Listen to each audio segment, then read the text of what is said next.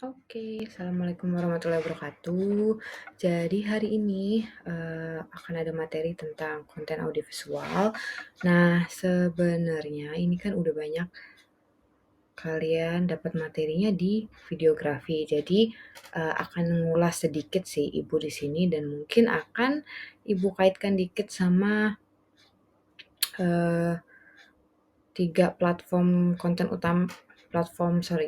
sosial media utama ya yang banyak digunakan dan menggunakan konten audiovisual. Nah, kalau kita ngomongin konten audiovisual, ini ya anggap saja langsung kita ini adalah video, konten audio visual. Jadi konten yang eh, diproduksi dengan audio, ada suara dan visual, gambar pastinya. Nah, sebutan singkat kita bilang video. Nah, platform yang banyak menyediakan konten atau feature untuk konten audiovisual atau video itu adalah pertama di YouTube pasti ya. YouTube kan konten utamanya adalah video. Ada yang long duration, durasinya lama, itu kan biasanya di video-video yang udah kita tahu lah ya tentang YouTube. Terus sekarang juga YouTube ini ngeluarin feature baru, ada YouTube Reel, YouTube Short lah. Ini bentuknya beda dari video YouTube biasanya. Kalau biasanya landscape,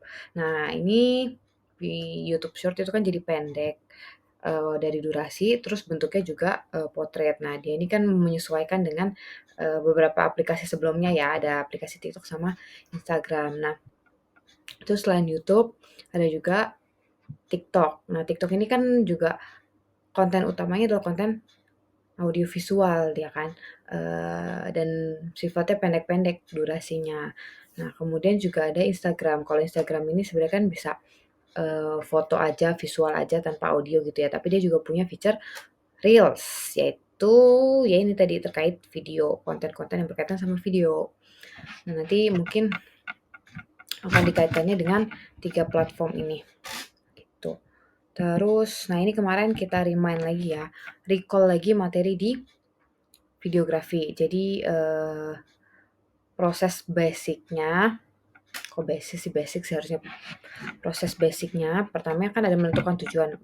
Itu penting untuk seorang humas ya, atau mungkin marketing gitu. Terus kedua research audience sesuai platform karena nggak bisa disamakan di platform ketiga tadi ya YouTube, TikTok, sama Instagram tuh pasti audiensnya akan berbeda. Jadi perlu dipastikan dipelajari lebih detail lah dari ketiga platform ini. Terus kemudian ketiga membuat planning. Ide kontennya apa, terus storyboardnya kayak gimana. Nah, proses 1, 2, 3 ini kemarin kalau di videografi udah masuk ke proses praproduksi. Terus kemudian baru proses selanjutnya adalah perekaman video, di mana masuk ke dalam proses produksi. Terus kemudian ada lanjut lagi, langkah kelima ada mulai editing. Footage-footage yang udah diambil, di-editing, terus langsung diunggah. Nah, ketika mengunggah ini, kan kalian pasti butuh caption kan, atau mungkin butuh ketika editing juga pasti kan ada grafis-grafis tulisan gitu ya. Nah, jangan lupa terapkan kata kunci SEO ya untuk meningkatkan SEO. Jadi kayak kata kuncinya itu kalian bisa cari di Google Trends. Sebelumnya di penulisan naskah kehumasan udah pernah Ibu ajarin kalau kalian ingat. Terus nah pas diunggah ini caption itu penting dan harus membuat apa ya, paling nggak mencantumkan kata kunci yang lagi trends biar mengangkat konten kalian gitu. Terus jangan lupa juga pakai hashtag ya ketika ngunggah ini. Terus nanti di langkah ketujuh ada evaluasi konten berkala plus perhatikan feedback dari audiens. Nah, ini masuk ke pasca produksi. Oke, terus selanjutnya Ibu akan bahas dari ketiga kategori besar tadi ya, kayak praproduksi, produksi, dan pasca produksi. Kita masuk ke praproduksi. Nah, tadi kan awal di praproduksi kita harus tahu tujuan konten. Nah, kalau misalkan tujuan konten secara marketing ya, ini ada marketing funnel. Nah, teman-teman bisa lihat di marketing funnel ini, jadi tingkatan paling dasar paling awam di atas itu kalian bikin konten, eee, untuk awareness, itu ya, meningkatkan awareness, gitu. Nah, ini beberapa langkah-langkahnya mungkin dari sosial media kan, kalian, eee, kon konten produksi konten di sini kan pasti berkaitan sama sosial media. Tadi gue nyebutin 3 sosial media utama yang akan dibahas di mata kuliah pertemuan hari ini. Nah, ini dia akan sebenarnya tujuan utamanya adalah meningkatkan awareness, terus ada eee, campaign atau event-event gitu. Terus, webinar, direct mail, dia awalnya adalah tujuannya meningkatkan awareness, kemudian, naik ke berikutnya, yaitu tujuannya menarik perhatian. Jadi mungkin dari awareness tuh kayak, oh tahu ada produk ini gitu doang, intinya lebih ke, oh iya nih ternyata ada produk ini ya, ini. Terus habis itu naik lagi ke tingkatannya menarik perhatian. Kayak tadi kan oke ada tahu ada produk ini, sebenarnya produk ini apa sih? Nah itu, bagian menarik ketertarikan. Baru, naik lagi ke tahap selanjutnya tujuannya itu consideration, atau mempertimbangkan, si produk atau si brand yang dia lihat tadi kontennya. Terus intent, intent tuh niat ya, jadi ada niat, minat gitulah, minat yang muncul di benak customer ketika melihat atau audiens ya ketika melihat konten yang dia lihat di sosial media. Terus, lanjut lagi naik ke tingkatan berikutnya mereka akan mengevaluasi jadi kayak oke, tadi kan tahu nih ada brand ini, brand awareness ya, terus, kayaknya menarik nih, cari tahu lebih jauh deh gitu, terus habis itu masuknya ke minat, habis itu dibaca tuh informasinya, oh kayaknya kok produk ini bagus ya, eee terus, apa namanya, dari misalkan dari testimoni yang ada di sosial media atau di konten yang dia lihat, "Oh bagus nih, produknya, oh ternyata ada kandungan-kandungan yang aku mau," itu consideration ya. Terus habis itu ada naik lagi ke intent. Setelah dia lihat tadi informasi-informasi yang ada, naik ke intent ya. Kayak, "Oh kayaknya boleh nih aku coba," intent. Kayak udah ada niat, minat gitu kan, "Boleh nih aku coba." Terus baru ke evaluation, kayak kalau aku pakai kira-kira cocok nggak ya sama aku? Terus aku kan butuhnya misalkan butuh kamera yang bisa video sama ngerekam. Tadi misalkan sebelum-sebelumnya informasi kamera ya, aku butuh kamera yang untuk video sama ngerekam. Oh ternyata, aku aku pengen beli ini dan ternyata, apa namanya, fitur-fiturnya cocok sama yang kebutuhan aku, evaluasi, terus habis itu baru, oke, dari evaluasi ternyata cocok, kekurangan kelebihan diukur semua dari informasi yang ada baru ke purchase, pembelian. Jadi ini, beberapa tingkatan yang, ada di tujuan marketing. Sama sih kayak kehumasan biasanya di atas aja ya, nggak sampai ke pembelian gitu. Jadi dia biasanya humas itu awareness, interest, consideration, dah habis itu nggak sampai membeli. Kalau membeli ini pasti marketing, tapi kurang lebih, marketing funnel ini humas juga harus tahu gitu. Terus habis itu, eee ini hampir sama ya. Tadi awareness, consideration, conversion, activation, loyalty, dan advokasi. Nah, ini lanjutannya sebenarnya tadi kan berhenti sampai activation ya, ada, pembelian. Nah, setelah pembelian akan ada lagi loyalty. Jadi ketika dia membeli ternyata, dia mau lagi membeli di brand yang sama atau mau lagi berkunjung atau mau lagi pakai jasa di brand yang sama. Oke, itu masuk ke loyalty. Ternyata dia sering beli-beli-beli, kan dia loyal, setia terhadap brand tersebut. Terus dia mau advokasi ya, mereview atau merekomendasikan produk atau brand tersebut ke orang lain gitu. Jadi ada tingkatan yang lebih tinggi dari hanya cuma membeli. Kayak gitu. Nah, sebenarnya pun ada peran humas di sini ya sebenarnya. Kayak untuk apa ya, ketika humas berusaha untuk membentuk citra yang baik, itu akan mendorong loyalty dan advokasi juga, kayak gitu. Nah, udah ini tadi dari menentukan tujuan, kira-kira, tujuan dari konten ini pengennya apa gitu kan. Karena kan sekarang antara marketing sama humas itu di sebuah perusahaan pasti akan gabung gitu. Jadi kayak gabung ke sosial media spesialis biasanya. Nah, tujuannya kadang cuma awareness, kadang, conversion gitu, menghasilkan sales dari konten yang dibuat kayak gitu. Jadi, ini harus dipahami kalau dari sini teman-teman harusnya udah tahu nih ketika bikin konten, oh tujuannya cuma sekedar informasiin aja nih, ada informasi misalkan ada produk baru, berarti kan hanya ningkatin awareness aja tentang produk baru gitu. Terus habis itu lanjut ke research audience. Nah, ini Ibu ambil contoh ya research audience yang Ibu lakukan terhadap 3 platform yang tadi Ibu bilang. Pertama kita lihat dulu YouTube. Nah, YouTube ini, ternyata banyak pengguna aktifnya. Kita lihat di sebelah kiri ini, ininya mana ya? Oh, nggak ada nih. Kita lihat di sebelah kiri ini, ternyata penonton YouTube itu lebih banyak ke wanita ya, 53,1%. Ini tahun 2023, data 2023.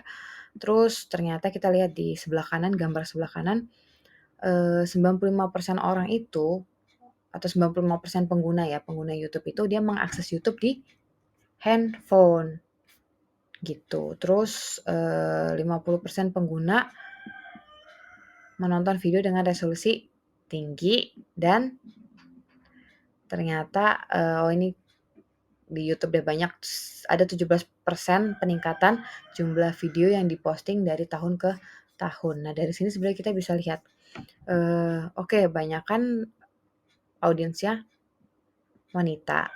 Terus wanita ini kan biasanya lebih mudah dijangkau dari sisi emosi gitu. Terus tapi juga prianya banyak nih. Nah, pria ini biasanya lebih mampu di-guide atau mampu menarik perhatian pria dengan informasi-informasi fakta kayak gitu. Terus ternyata 95% ini nonton di handphone, berarti bikin video yang kalau dia nonton di handphone kan berarti dia kecil ya.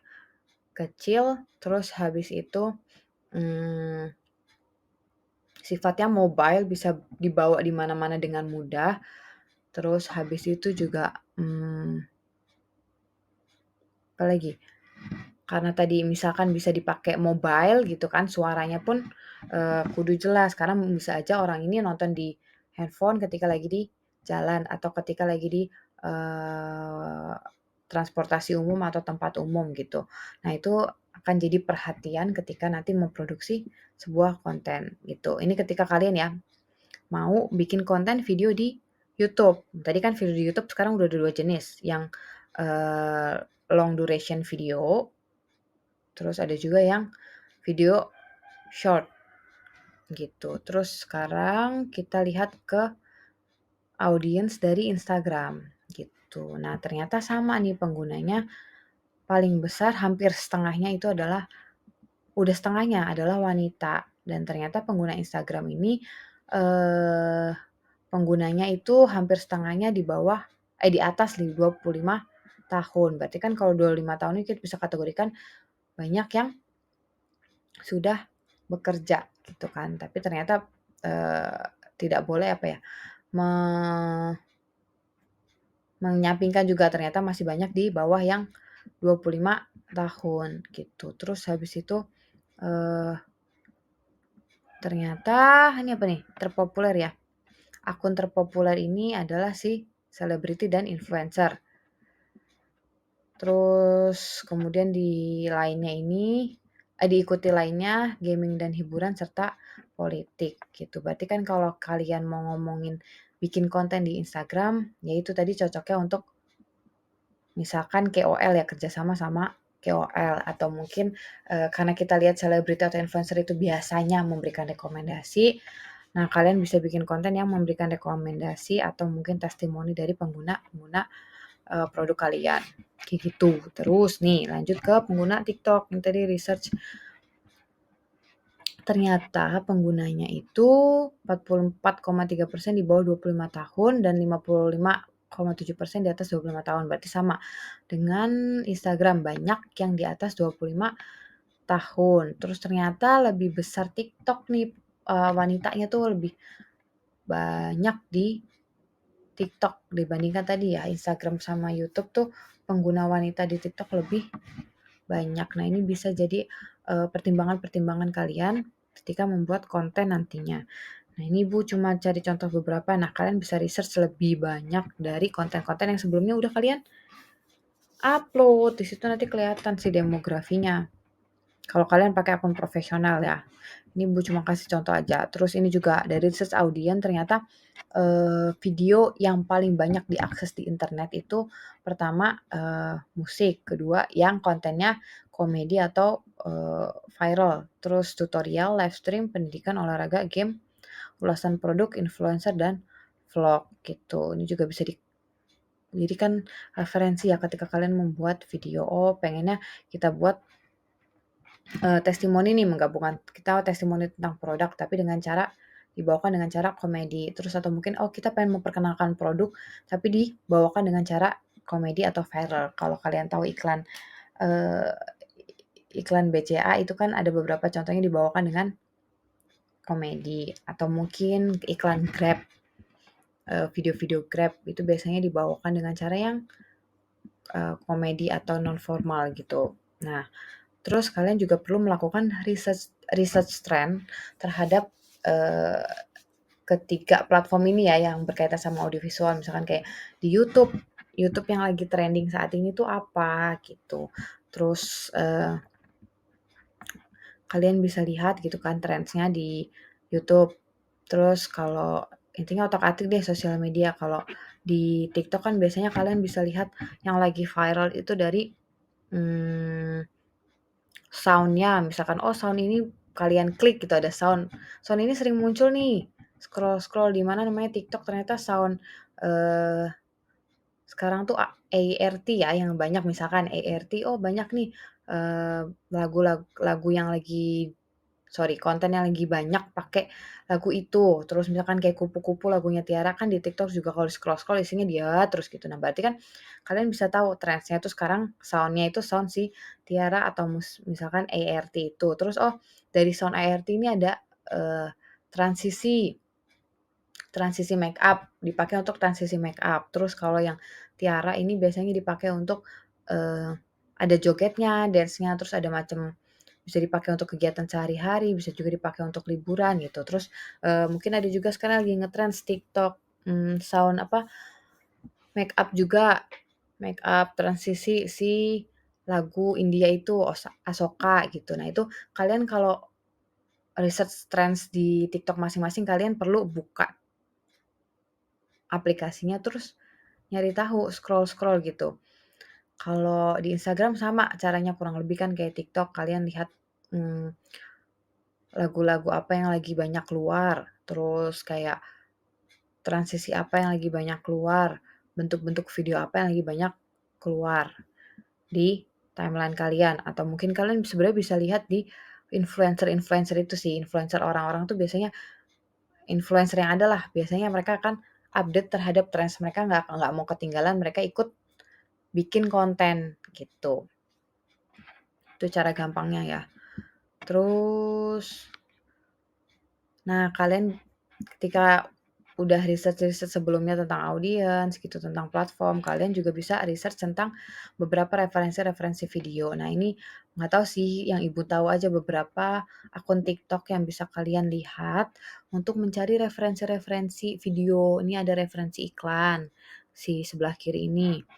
Terus kalau kalian nyari referensi tentang proses produksi bisa dari si akun ini, Ariel Nursan. Terus ketika kalian mau cari tahu referensi-referensi editing bisa lihat di Firstian Dimas gitu. Mungkin kalian lebih tahu banyak lagi ya tentang, eee, akun-akun TikTok yang ngasih informasi-informasi atau pelajaran-pelajaran pembuatan video, sorry, kayak gitu. Terus itu tentang praproduksi, kemudian masuk ke bagian produksi. Nah, produksi ini sebenarnya teman-teman udah belajar tuh di videografi, sorry. Ada hal yang perlu diperhatikan pertama dari kualitas gambar yang diambil. Pastikan gambarnya misalkan, 5K gitu, terus tekniknya benar, kemarin kan udah ajarin teknik-teknik pengambilan gambar, movement lah, angle lah, nah itu diperhatikan. Terus, karena ini konten audiovisual, suaranya pun perlu diperhatikan, kira-kira banyak nggak noise-nya. Makanya kadang-kadang konten kreator pasti punya yang namanya, wireless microphone ya, yang ditaruh di sini kotak gitu.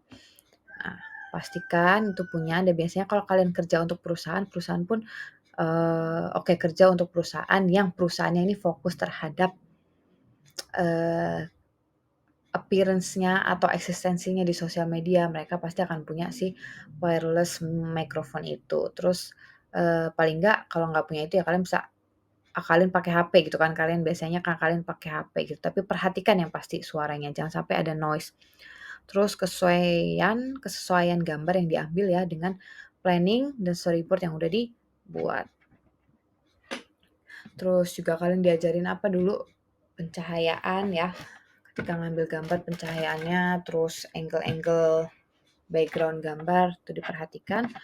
Terus lanjut kalau produksi itu aja. Nah, pasca produksi nih, mulai dari editing, sesuaikan dengan konsep video. Karena kan kalau tadi kalian lihat kalau YouTube mungkin kalian bisa sesuai dengan keinginan kalian, full ya, full sesuai keinginan kalian. Tapi ketika kalian bikin konten untuk di TikTok dan Instagram, biasanya template video tertentu akan ada, oh untuk video awal misalkan transisi awal, cuma butuh 5 detik, kemudian di transisi akhir ada, 10 detik. Nah, itu yang harus diperhatikan, sesuai nggak, sama konsep video gitu. Nah, kalian sebenarnya bisa kreativitas gitu ya. Jadi kayak ketika video transisi makeup kalian bisa pakai, video transisi testimoni pakai produk sesuai dengan kebutuhan kalian. Misalkan untuk di, pemerintahan, oke, bisa untuk nge-branding si pegawai, transisi misalkan pegawai gitu ya yang, tadinya pegawainya misalkan ada pelatihan untuk pegawai gitu, pegawainya nggak tahu apa-apa tiba-tiba, tahu tahu bisa kerja dengan baik. Nah, itu kan bisa jadi, branding terkait employee ya, employee branding gitu. Terus, sesuaikan dengan lagu yang dipakai. Tadi kayak IG sama TikTok, nah ini berkaitan sama tadi juga ya durasi, misalkan, konten A, transisi awal 5 detik, transisi akhir 10 detik, atau mungkin, eee, apa, audio audio misalkan, ada kalian pakai VO juga nih, perhatikan volume VO jika menggunakan VO, kalian pakai VO tambahan. Terus, perhatikan VO-nya itu harus besar daripada, eee, musik, background musiknya ya, kan kadang kalian harus pakai background musik untuk meningkatkan, algoritma dari konten kalian gitu kan, kayak yang ngetren-ngetren kalian attach lagu yang ngetren itu kalian attach di video kalian, walaupun suaranya kecil itu nanti bisa meningkatkan, apa ya, algoritma dari konten kalian gitu. Jadi lebih banyak nge-reach audience, biasanya kayak gitu. Terus, nah ketika diunggah, oke tadi udah editing, ketika diunggah perhatikan caption. Nah, caption ini kalian bisa pakai satu atau 2 keyword yang udah kalian cari di SEO atau kalian cari di tadi ya Google Trends gitu.